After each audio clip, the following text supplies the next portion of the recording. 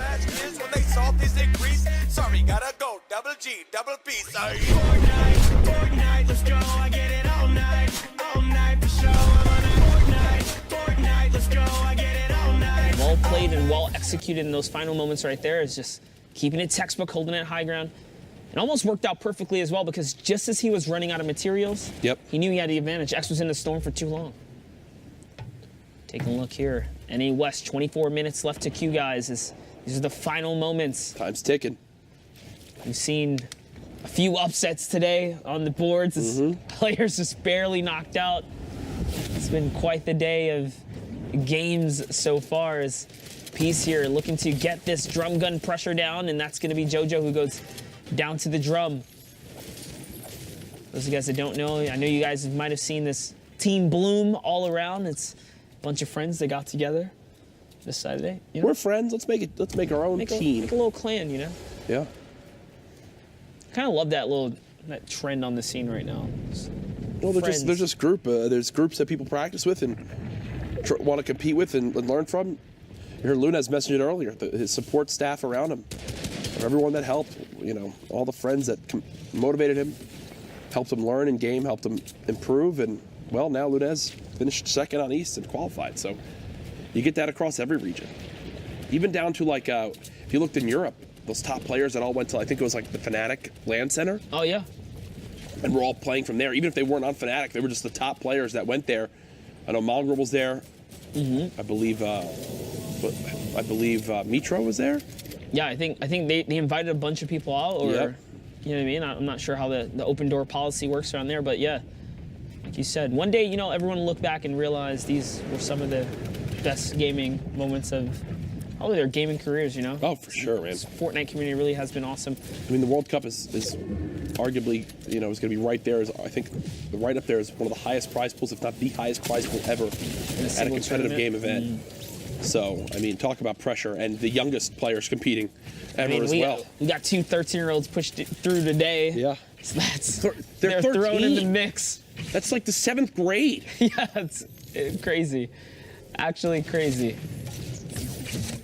I just so mind-blowing to think about. I was gonna say the comparisons you can make to like a 13-year-old and the experiences you could draw back on. Like, I don't even remember what I was doing back then, but it wasn't near. I was the slowest kid on my soccer team. There you go. We have to run a mile at practice, or we ran 2 miles once at practice. My freshman year of high school. Well, that was probably when I was like 15 or 14. But we ran 2 miles for practice, and I was so slow that that's 8 laps around a track. My gosh. Everyone finished 8 laps already, and I was starting my 7th. So the 2 senior captains ran with me, and when I finished my 8th lap, everyone was like already done sweating and fully had their breath back. They literally clapped for me. And that's when I knew I'd done playing sports. It was a low point in my life. If it didn't make sense before that, and man, it was when I needed the help of the 2 senior captains to get around for my 8th lap, and everyone clapped for me. It set in that it was time to play some video games. Oh man, that is true. Taking a look here, it's spectacular. Story time with Courage JD as you get to peel back the layers here. Remember what I talked about when you got 6 nades, you throw them all at once? Oh gosh. Yep. Taste of his own medicine. It actually paid off though. He did pick up an elimination there. Yep. Unfortunate though that the siphon, you know, the damage comes in. What's the waste? He didn't see him. He doesn't see him in the box. Oh, that's one where, you know, Spectacular's not going to be happy about that. That would have been a huge elimination because, like, Storm just ripped it out of there. He actually had really good gear as well. And saw Saf go down earlier. Dropped in 28th place, so no placement points either. Just outside of the placement points. My gosh. Saf here, we talk about fighting for placement, just kind of squeeze his way in just by staying alive just a little longer.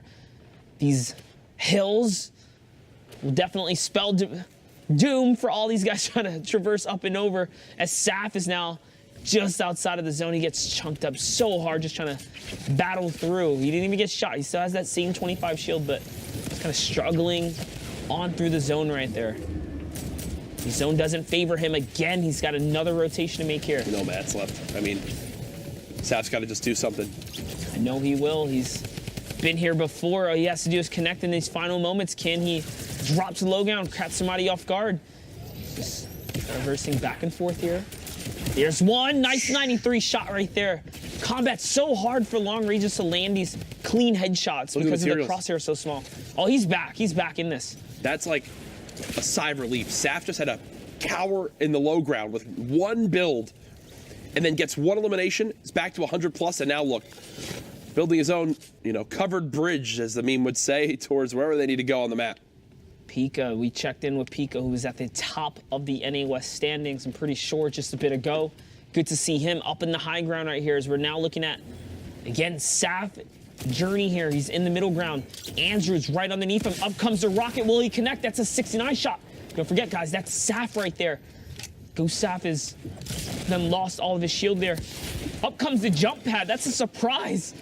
Puts Andrew somewhere near the top now. He's trying to disconnect this entire build. Oh, it doesn't fall. There's still a player nearby. Right next door. Does he know? Oh, yeah. That builds a telltale sign.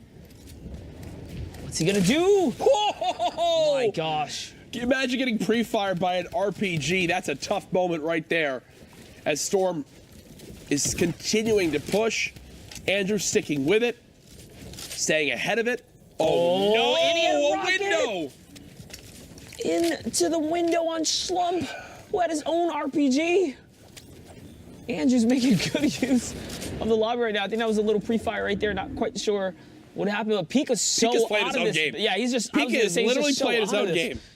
He's playing for placement, and you got to respect it at this point. In top 5, when you're that high, you might as well go for it. There's nothing to worry about all the way up there, and there's enough builds where he wouldn't fall, 20 stories. There's builds close enough where I don't even know if Pika would take fall damage. That's right. It's so held up. Andrew goes at a toe-to-toe, wins the trade-off against Justin. Just has the better combat shots right there. And the more health, which I think helps a lot too. Oh no, who's this now? Nice little trap right there, a little defense, kind of back the player off. Uses the combat to break the wall. Decides, is it time to go around? Shadow bombs out. We'll do exactly that. It's going all the way down with that shadow bomb. It's actually Saf. I don't blame him for backing off there. Hits Papo on the flick shot, but Saf is back for more. 77, Saf eats it from Andrew to the face. Andrew now 77 total HP. Top 3. 3 players left. Rockets still raining on down. Andrew knows there's one player nearby. He'll drop all the way to the low ground. Gets in the engagement with Storm. It's now Pika versus Storm. Pika on height. Storm, 0 builds left. We've seen this tale many, many times. Pika with a rocket launcher decides to go into the zone. Perfect. Rocket comes in. Flawlessly played. Pika showing why he's atop the standings right now.